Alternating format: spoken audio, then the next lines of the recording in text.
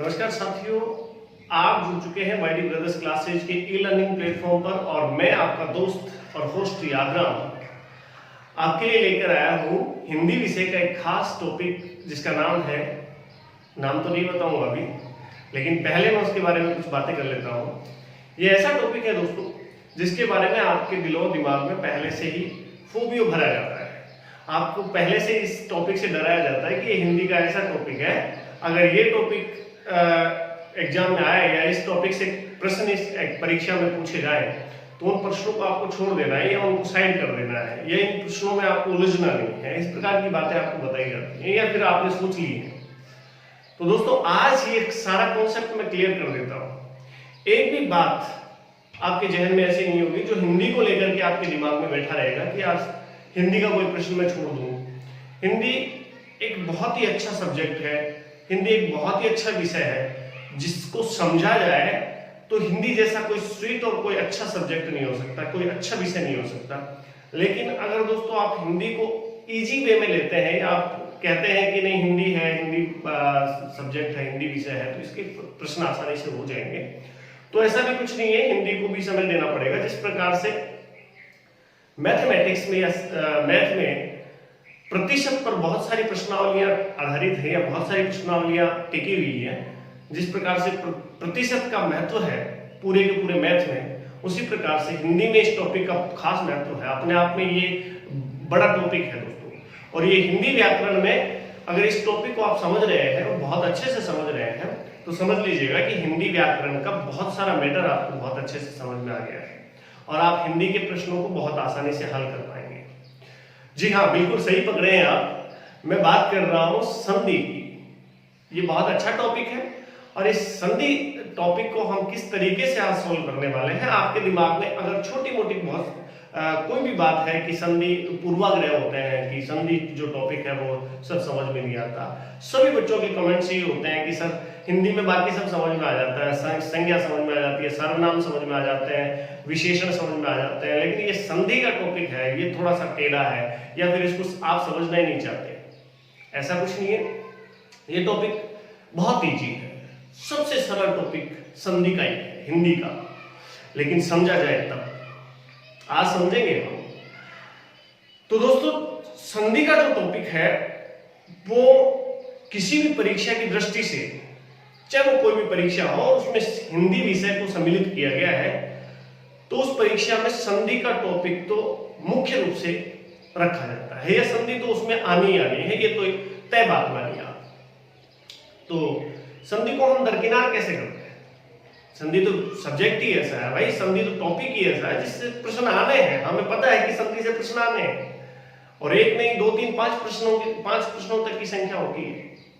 तो हमें 5 प्रश्न अगर छोड़ दें हम किसी परीक्षा में तो हमारा चयन होना और ना होना इसी पर तो आधारित है, इसी पर तो निर्भर करता है। अगर एक प्रश्न और एक अंक है तो 2 प्रश्न छोड़े हमें 2 अंक तो भाई लाखों से ऊपर लाखों से नीचे ले आते हैं। इसलिए आज के बाद आपके दिमाग में ये बात कभी नहीं आएगी कि मैं संधि के टॉपिक को छोड़ दूं या संधि से संबंधित प्रश्नों को छोड़ दूं। सर ये दावे के साथ कह रहे हैं आप? जी हाँ, बिल्कुल मैं दावे के साथ कह रहा हूं कि आज के बाद आपका कोई भी संधि का टॉपिक या कोई भी संधि का प्रश्न नहीं गलत होगा। आप चाहोगे तो भी गलत नहीं कर पाओगे क्योंकि कॉन्सेप्ट हम इसी तरीके से क्लियर करने वाले हैं आज। चलिए, आज थोड़ा लंबा मैंने इस पर थोड़ी सी बात करी है, फिर भी आप सभी दोस्त ध्यान रखेंगे अपनी सेहत का। कोरोना काल में आप बहुत अच्छे से घर पर रहें, सेफ रहें। चलिए आज टॉपिक की शुरुआत करते हैं दोस्तों। टॉपिक थोड़ा सा लेंथी है, थोड़ा सा लंबा है, 2 पार्ट में बांट लेंगे, 3 पार्ट में बांट लेंगे, लेकिन इस टॉपिक से संबंधित हमें एक भी प्रश्न गलत नहीं करना है। ये हमारी जिद है, ये हमारा जुनून है। चले तो आज इसी लक्ष्य के साथ कि हिंदी हमसे बच नहीं पाएगी और हिंदी में संधि हमसे बच नहीं पाएगी। चलिए शुरुआत करते हैं दोस्तों संधि। तो 2-3 बातें मैं क्लियर कर देता हूं दोस्तों। 2 बातें हैं, एक तो है संधि और एक होता है दोस्तों संधि विच्छेद। संधि विच्छेद, ये दोनों बातें अलग अलग है दोस्तों। संधि का मतलब सभी जानते हैं, इसका सामान्य या शाब्दिक अर्थ होता है समझौता। या दो चीजें या दो पक्ष आपस में मिल जाए उसे संधि कहते हैं। आपने सुना होगा, खूब सुना होगा कि अंग्रेजों के साथ हमने भी संधि की थी, है ना, और हमारी रियासतों ने संधि की थी, और दो राजाओं की संधि होती है, दो देशों के बीच में संधि पत्र पर हस्ताक्षर होते हैं। आपने खूब सुना होगा। इसका मतलब हुआ कि कहीं ना कहीं दो चीजें हैं और उनको एक जगह बिठाया गया है। इसका मतलब तो होता है संधि। ये शाब्दिक बातें बता रहा हूँ दोस्तों, हिंदी के लिहाज से मैं बातचीत करने वाला हूँ, जरा धैर्य रखिए, है ना। चलिए, धैर्य की तो कमी है हमारे पास, आप मेरे साथ जुड़े हैं इसलिए धैर्य रखिए दोस्तों। आपको संधि का एक भी प्रश्न गलत होने के लिए छोड़ूंगा नहीं, ठीक है। चलिए, तो संधि की तो ये बात हुई। संधि विच्छेद का मतलब हुआ दोस्तों दो मिली हुई चीजों को अलग अलग कर देना, विच्छेद, बंटवारा कर देना। तो हमें एक बात तो क्लियर हो गई होगी कि कोई एक शब्द होता है और उसके दो टुकड़े करने होते हैं या तीन टुकड़े करने होते हैं, तो हम उसको कहेंगे ये संधि विच्छेद कर दिया हमने। और कोई दो पद दिए होंगे और दोनों पदों को हम एक जगह कर रहे हैं, दो अक्षर दिए होंगे, दोनों अक्षरों को एक जगह मिला रहे हैं, एक जगह बिठा रहे हैं, तो हम कहेंगे जी संधि कर दी हमने। ठीक है, ये बात क्लियर है। अब एक बात, संधि जो है पूरे हिंदी विषय के केवल और केवल 2.5% से लेकर के 3% शब्दों में ही संधि होती है। जी हां, मैं जो कह रहा हूं वो बहुत ध्यान से सुने आप। मैं कह रहा हूं कि 2.5 और 3% शब्दों में ही संधि होती है। पूरी हिंदी विषय के जितने भी शब्दकोश में शब्द हैं उसका केवल 3% शब्दों में संधि होती है। बच्चों के अच्छे अच्छे प्रश्न आते हैं, अच्छे अच्छे कमेंट आते हैं। जब ऑफलाइन क्लासेज में मैं क्लासेज ले रहा होता हूँ तो वहां से सब पूछे जाते हैं, बच्चे पूछते हैं जिनको जो संधि से रूबरू हो रहे होते हैं, पहली बार वो संधि के साथ अपनी मंत्रणा कर रहे होते हैं, उन बच्चों के प्रश्न होते हैं, सर मकान का संधि विच्छेद करके बताइए। भाई मकान बन सकता है, मकान ध्वस्त हो सकता है, लेकिन मकान शब्द का संधि विच्छेद नहीं हो सकता। सर खंबे का संधि विच्छेद करके बताइए। नहीं हो सकता यार, नहीं हो सकता। आंख का संधि विच्छेद करके बताइए सर। नहीं हो सकता। आंख फूट सकती है, आंख खराब हो सकती है, लेकिन संधि विच्छेद नहीं हो सकता। तो एक तो ये चीज अपने जहन से निकालिए कि हर शब्द का संधि विच्छेद हो सकता है।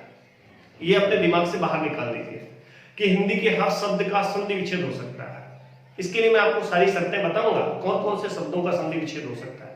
इनके लिए हम बातचीत करेंगे, लेकिन पहले अपने दिमाग से ये बात निकालिए कि हिंदी के हर शब्द का संधि विच्छेद हो सकता है। नहीं हो सकता भाई, हर शब्द का संधि विच्छेद नहीं हो सकता। देखिए, बातचीत करते हैं कि हिंदी में बहुत सारे शब्द जुड़े हुए हैं भाई। तत्सम जो शब्द जुड़े हुए हैं, तद्भव शब्द जुड़े हुए हैं, आपके देसी शब्द जुड़े हुए हैं, विदेशी शब्द जुड़े हुए हैं, है ना। अपन अपनी तरफ से कोई शब्द ऐड कर लेते हैं हिंदी में, अंग्रेजी शब्दों को हम ऐड कर लेते हैं हिंदी शब्दों में, फिर क्या उनका संधि विच्छेद हो जाएगा? नहीं होगा। तो सर इनकी एक शर्त बता देता हूं आपको। इनकी एक शर्त है संधि विच्छेद करने की, और संधि करने की एक शर्त है कि वो हिंदी का केवल तत्सम शब्द होना चाहिए। दोस्तों सुन रहे हैं ना मुझे? केवल वो तत्सम शब्द होना चाहिए। तद्भव शब्द में संधि नहीं होती है।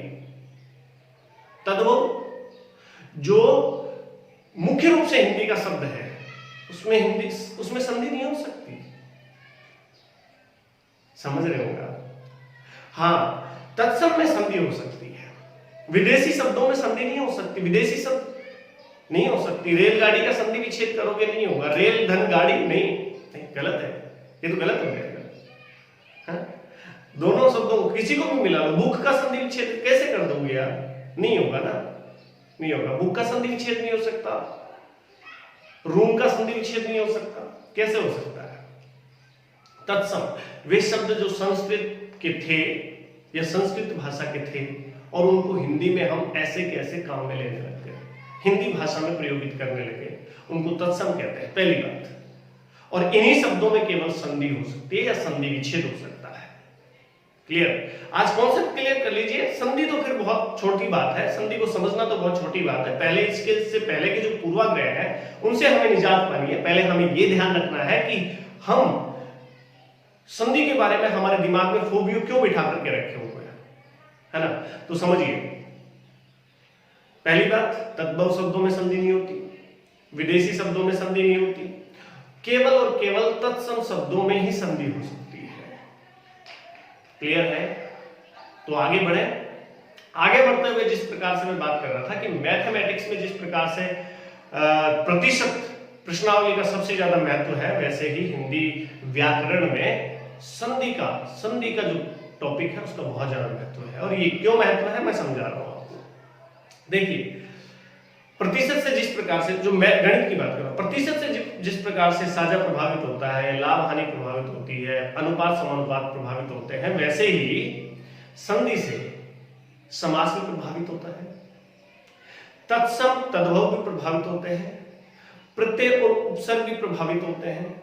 यानी यूं कह लीजिए कि संधि टॉपिक का प्रभाव पूरे हिंदी व्याकरण पर है।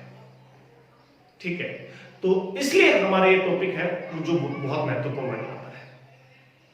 चले, बातों को समझना है, धीरे धीरे आराम से प्यार से समझना है।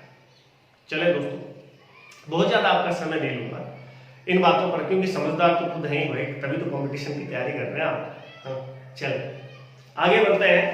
तो संधि आज दोस्तों हमसे बहुत अच्छी तरह से डरेगी, और संधि का कोई प्रश्न आएगा तो कहेगा बाप रे बाप, ये तो कर ही देगा। चलिए, संधि और संधि विच्छेद का मतलब समझ गए दोस्तों। और इनमें एक बात बता दूं कि जो संधि शब्द है वो दो पदों से मिलकर बना हुआ है। दो पदों से मिलकर बना हुआ है सर? हाँ, दो पदों से मिलकर बना हुआ है। दो पद है, एक सम और एक धी। सम का मतलब होता है दोस्तों भली प्रकार से, भली प्रकार से या अच्छी तरह।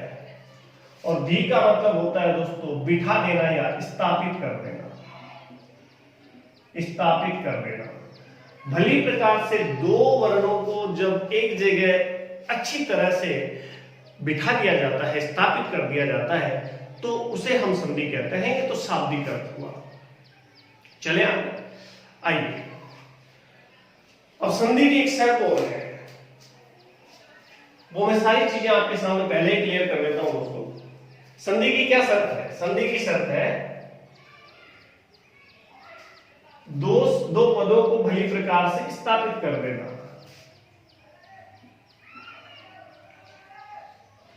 संधि में विकार होना या पद में विकार होना अनिवार्य है। संधि में पद में विकार, विकार को दूसरे शब्दों में दोस्तों आप बदलाव कह सकते हैं। बदलाव होना अनिवार्य है, अनिवार्य। जब आप संधि कर रहे हो, दो पदों को एक जगह कर रहे हो, तो उस पद में, उसके स्ट्रक्चर में, उसकी संरचना में बदलाव आना आवश्यक है दोस्तों। अगर बदलाव नहीं आ रहा है तो कह देना संधि नहीं हो सकती। हाँ, उस शब्द में संधि नहीं होगी जब आप शब्द के स्ट्रक्चर में ही बदलाव नहीं ला पा रहे हो। इसकी पहली शर्त है भाई संधि की। तो संधि की पहली शर्त है कि शब्द की संरचना बदलेगी। दो पद मिलेंगे, दो शब्द मिलेंगे या दो वर्ण मिलेंगे, तो उसमें अगर बदलाव आ रहा है, संरचना बदल रही है, स्ट्रक्चर ढांचा बदल रहा है उसका, तो समझ लीजिएगा कि संधि है, अन्यथा नहीं। ठीक है, चले, तो ये पहली बात समझ में आ गई होगी दोस्तों। संधि में पद में विकार या बदलाव होना अनिवार्य है। ये क्लियर है दोस्तों। और संधि की एक खास बात और बता दूं दोस्तों, अगर आपको हिंदी में संधि आती है तो संधि से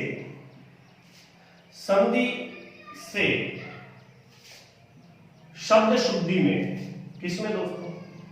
शब्द शुद्धि में सहायता मिलती है।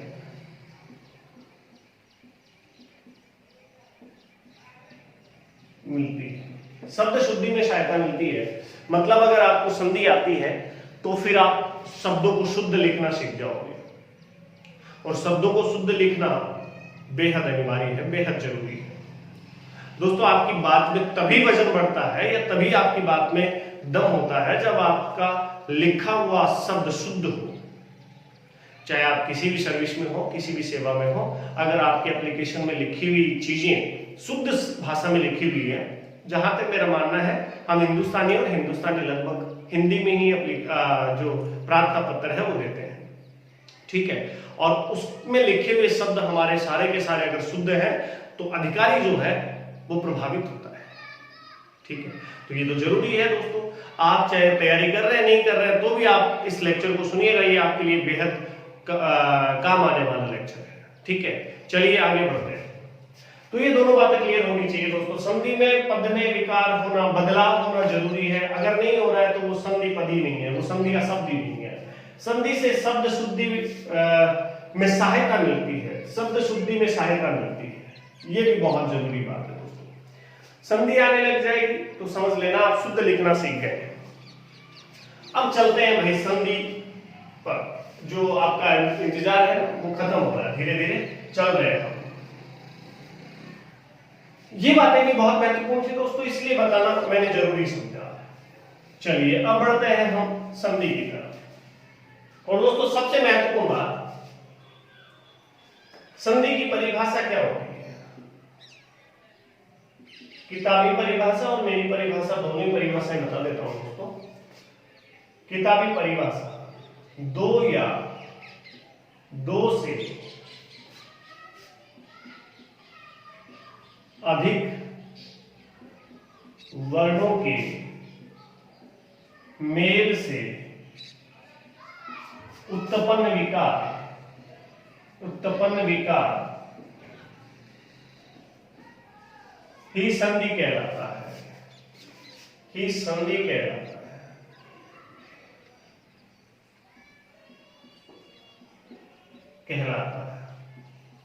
ये बहुत महत्वपूर्ण बात है दोस्तों। ये किताब की परिभाषा, आप आराम से इसको भी रख सकते हैं, इसको समझ सकते हैं। हालांकि संधि की परिभाषाएं बहुत कम पूछी जाती हैं, बहुत ही नीचे दर्जे की जो परीक्षाएं होती थी उनमें पूछी जाती थी। अभी भी बहुत जो यूं कहूं कि कम लेवल की, कम स्तर की परीक्षाएं, उनमें ऐसी बातें पूछी जा सकती हैं। फिर भी आप ध्यान रखें, संधि में पदों का मेल नहीं होता है दोस्तों, वर्णों का मेल होता है। पद और वर्ण में अंतर मैं समझाऊंगा आपको भी कि पद और वर्ण क्या होते हैं, तो इसका विशेष ध्यान रखेंगे, ये बात खास है। इसमें किसका मेल होता है, वर्णों का मेल होता है। और वर्णों के मेल से क्या होना चाहिए, फिर विकार आना चाहिए दोस्तों। मेल से उत्पन्न हो जाना चाहिए, क्या उत्पन्न हो जाना चाहिए, विकार, बदलाव, ठीक है, विकार आ जाना चाहिए, तभी वो क्या है, संधि है। अब अपनी परिभाषा, जो देसी परिभाषा है, आप कह दो, दो या दो से लगाने की जरूरत नहीं है दोस्तों। वर्णों के योग से उत्पन्न विकार संधि कहलाता है।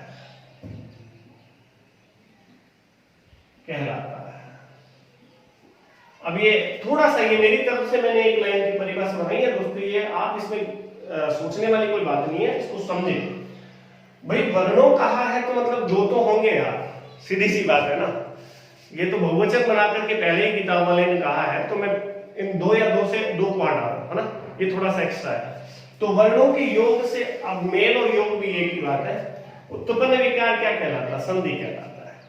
कोई दिक्कत नहीं है दोस्तों, ये दोनों परिभाषाएं आपको ध्यान रखनी है, आपको जो अच्छी लगे वो ध्यान में रखेंगे, ठीक है। अब आगे बढ़ते हैं। ये बातें क्या होती है, वर्ण और मेल, वर्ण और पद वाली बात बता देता हूं दोस्तों। वर्ण कहते हैं, कोई शब्द है, मान लीजिए कोई भी शब्द मान लीजिए, बहुत अच्छा सा शब्द ले लेता हूं मैं, पुष्प अवली, पुष्प धन अवली। ये लो, एक बढ़िया पद है और बढ़िया शब्द है। इसमें से ये तो है शब्द दोस्तों, ये अभी पद है। अगर ये अलग है, इसको जब मैं वाक्य में प्रयोगित कर दूं तो ये पद है, अब अलग से ये शब्द है पूरा, और ये भी शब्द है, ठीक है। अब इन शब्दों का जो अलग अलग, मैं अलग अलग अक्षर की बात करूं तो ये वर्ण है दोस्तों। आप सबने देखा ही होगा, मैंने वर्णों की जब चर्चा करी थी पिछली क्लास में, तो आपके सामने सारी चीजें क्लियर करी थी कि कौन कौन से वर्ण होते हैं, वर्ण कितने होते हैं हिंदी में, और कौन कौन से वर्ण होते हैं, ये भी हमने बताया था आपको। फिर भी मैं बता रहा हूं आपको कि इनमें से प अगर अकेला पूछा जाए तो ये वर्ण है, और ए अकेला पूछा जाए तो ये भी वर्ण है। अकेले ए की और अकेले पै की बातचीत हो तो ये वर्ण है दोनों के दोनों। और संधि करते समय हमें केवल पै और ए में बदलाव करना है, इनको मिलाना है, बाकी पूरे के पूरे पद को नहीं छेड़ना है, उसमें कोई भी आपको परिवर्तन नहीं करना है। ये खास बात है, ये खास बात है दोस्तों कि वर्णों में बदलाव करना है, पद में बदलाव नहीं करना है। पद में बदलाव कर दोगे तो समास हो जाएगा। दो या दो से अधिक पदों का मेल समास कहलाता है, जबकि दो या दो से अधिक वर्णों का मेल क्या कहलाता है? संधि कहलाता है। क्लियर? चले आगे, आइए दोस्तों आगे बढ़ते हैं और आगे बढ़कर के हम बातचीत करते हैं दोस्तों। बहुत ही आसान भाषा में समझने वाले हैं। आप सभी स्टूडेंट और सभी मेरे प्यारे प्यारे दोस्त जानते होंगे कि हिंदी में संधि की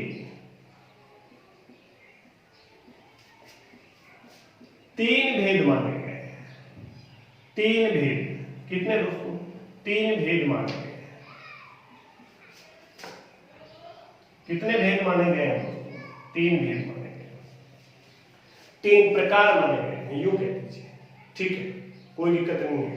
तो तीन भेद कौन कौन से हैं दोस्तों? पहला जिसकी मैं बात कर रहा हूं वो है स्वर संधि। वर्णों का मेल होगा, उसमें क्या होंगे? स्वर होंगे। तो पहला क्या है दोस्तों? स्वर संधि। दूसरा व्यंजन संधि। कौन सी संधि दोस्तों? व्यंजन संधि। और तीसरा मेरे प्यारे दोस्तों विसर्ग संधि। विसर्ग नहीं है दोस्तों, ये विसर्ग है और आगे लगाना है आपको संधि, विसर्ग संधि। तो तीन प्रकार की संधियां हमने देखी हैं। पहला स्वर संधि, दूसरा व्यंजन संधि, तीसरा विसर्ग संधि। नाम से ही जान पड़ रहा है कि स्वर संधि में स्वर होंगे, व्यंजन संधि में व्यंजन होंगे और हो सकता है स्वर भी हो, और विसर्ग संधि में विसर्ग तो होगा ही होगा, हो सकता है स्वर भी हो और व्यंजन भी हो। क्लियर है कॉन्सेप्ट? अच्छे से समझ रहे हैं? नहीं कोई बात समझ में आए मुझे दोस्तों आप कमेंट बॉक्स में लिख दें कि सर इस बात को आप 10 बार रिपीट कीजिएगा, मैं आपके लिए ये करने के लिए तैयार हूं दोस्तों, कोई दिक्कत नहीं है मुझे। लेकिन आप बेहद अच्छे से, बहुत ही धीमे धीमे और बहुत प्यार से समझें और आने वाले पटवार और रीत में एक भी प्रश्न आपका गलत नहीं हो, ऐसा मुझसे दावा करें दोस्तों। चलें आइए। तो ये सबसे मेन बात है, मुख्य बात कि स्वर संधि है, व्यंजन संधि और विसर्ग संधि है। तो इन तीनों में से दोस्तों हमें उदाहरण मिलेंगे, जब भी हम परीक्षा में बैठेंगे तो इन तीनों के ही उदाहरण मिलेंगे। ये तीन ही तो प्रकार है, इससे बाहर तो संधि है नहीं दोस्तों। चलेंगे, हम बातचीत करेंगे और कुछ अपवाद की भी बातचीत करेंगे जो लास्ट में हम अंत में जब जाकर के पढ़ेंगे, और वो अपवाद भी अपवाद नहीं है, उनका भी कोई ना कोई नियम होता है। चलिए फिर भी आगे बढ़ते हैं। तो स्वर संधि, व्यंजन संधि और विसर्ग संधि, इनमें से सबसे पहले दोस्तों मैं स्वर संधि को ले लेता हूं। हालांकि इससे पहले मैं आपको छोटी सी बात की और चर्चा कर लेता हूं आपके साथ। स्वर में दोस्तों देखना, एक छोटा सा कॉन्सेप्ट समझना, इस तरफ भी स्वर होता है, यानी पहले पद में भी अंतिम वर्ण स्वर होता है, और दूसरे पद का पहला वर्ण भी क्या होता है दोस्तों? स्वर होता है। यानी स्वर से स्वर का जब मेल होगा, स्वर से स्वर का जब मेल होगा और जो परिवर्तन होगा दोस्तों वो भी किसमें होगा? स्वर में होगा। तो ये तो है स्वर संधि, ठीक है, कोई बात नहीं है। आपको ये बात समझ में नहीं आए तो आप घबराएं, मैं समझा दूंगा, मैं हूं ना यार, ठीक है। आगे चले। स्वर से स्वर का मेल जब हो, यानी पहले पद में भी स्वर हो अंतिम वर्ण, और दूसरे पद का भी पहला वर्ण स्वर हो, और बाद में उन दोनों को मिलाने से भी अगर स्वर बने, तो फिर हमें इसे कहना है स्वर संधि। और बात करें कि इसमें जो व्यंजन संधि है, इसमें पहला पद दोस्तों, यानी पहले पद का अंतिम वर्ण व्यंजन होना आवश्यक है, ठीक है, एक व्यंजन होना जरूरी है। और व्यंजन के बाद दोस्तों चाहे तो स्वर हो और चाहे व्यंजन हो, कोई फर्क नहीं पड़ता, और इनसे व्यंजन ही बनेगा, ठीक है। ध्यान देंगे दोस्तों, अगर व्यंजन के साथ में स्वर और व्यंजन जुड़ा हो तो वो संधि कौन सी होगी दोस्तों? व्यंजन संधि होगी। अब स्वर और व्यंजन क्या होते हैं ये मैं पिछली क्लास में बता चुका हूं। आप चिंता नहीं करें। आज ही अगर आप पहली बार देख रहे हैं मेरे चैनल को, तो मैं आपको इम्तिनान के साथ बहुत अच्छे से बता दूंगा कि व्यंजन क्या होता है और स्वर क्या होता है। ठीक है, तीसरी बात समझ लेते हैं। इसमें दोस्तों पहले पद के अंत में एक तो आपको क्या मिलेगा, विसर्ग मिलेगा, और विसर्ग के साथ में या तो स्वर मिलेगा आगे और या फिर व्यंजन मिलेगा, क्योंकि हिंदी में वर्ण, स्वर या व्यंजन ही होते हैं दोस्तों, पहले भी बता चुका हूं। स्वर तो ए को कहते हैं, ए आ ई उ री ए ऐ ओ औ, इसको तो स्वर कहते हैं। और क ख घ ग ङ इनको कहते हैं, या अंग बोलते लास्ट के वाले वर्ड को, इनको कहते हैं व्यंजन।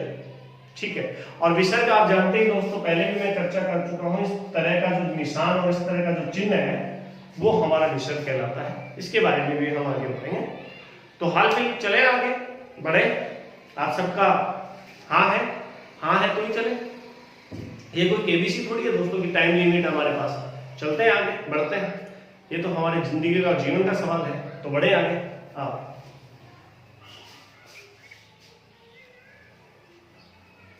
आइए अब इसको अच्छे से समझ लेते हैं।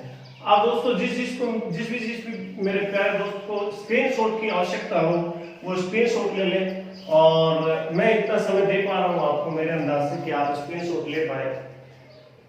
फिर भी अगर आपको ऐसा लगता है कि थोड़ा और रुकना चाहिए तो मुझे कमेंट बॉक्स में लिखें दोस्तों, मैं आपके लिए हर चीज करने के लिए, हर कोशिश करने के लिए तैयार हूं। चलिए दोस्तों आगे बढ़ते हैं, और आगे बढ़ करके हम बातचीत करते हैं सबसे पहले स्वर संधि। स्वर संधि और स्वर संधि नहीं, संधि में सभी पार्ट में एक बात कॉमन है, वो बात आप समझ लीजिएगा। संधि का ये नियम है दोस्तों, प्रथम पद के अंतिम वर्ण व द्वितीय पद के प्रथम वर्ण में संधि कराई जाती है, इस बात का विशेष ध्यान रखेंगे दोस्तों, करवाई जाती है।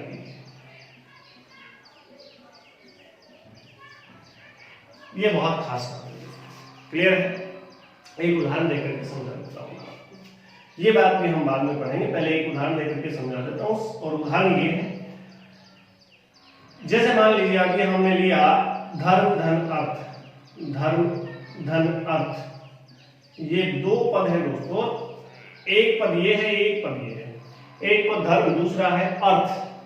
अब धर्म पद का हमें कौन सा वर्ण चाहिए? अंतिम वर्ण चाहिए। ये बात देख लो आप, प्रथम पद के अंतिम वर्ण, पहला पद है और इसका अंतिम कौन है सर?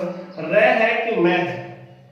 जिसकी ध्वनि लास्ट में निकले, अंत में जिसकी ध्वनि निकले वही तो अंतिम है। तो धर्म मैं है ना इसका, तो ये लो साहब, इस मैं में कराएंगे।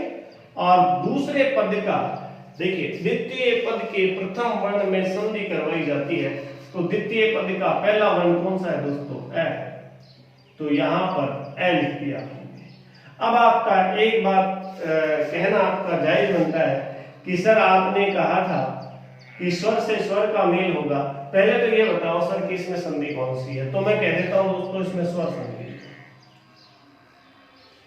सर आप कह रहे थे कि केवल ए आ ई उ यही केवल स्वर है, और फिर यहाँ तो मैं है, यहाँ ए है, आप कह रहे हो इसमें स्वर संधि है, कैसे सर?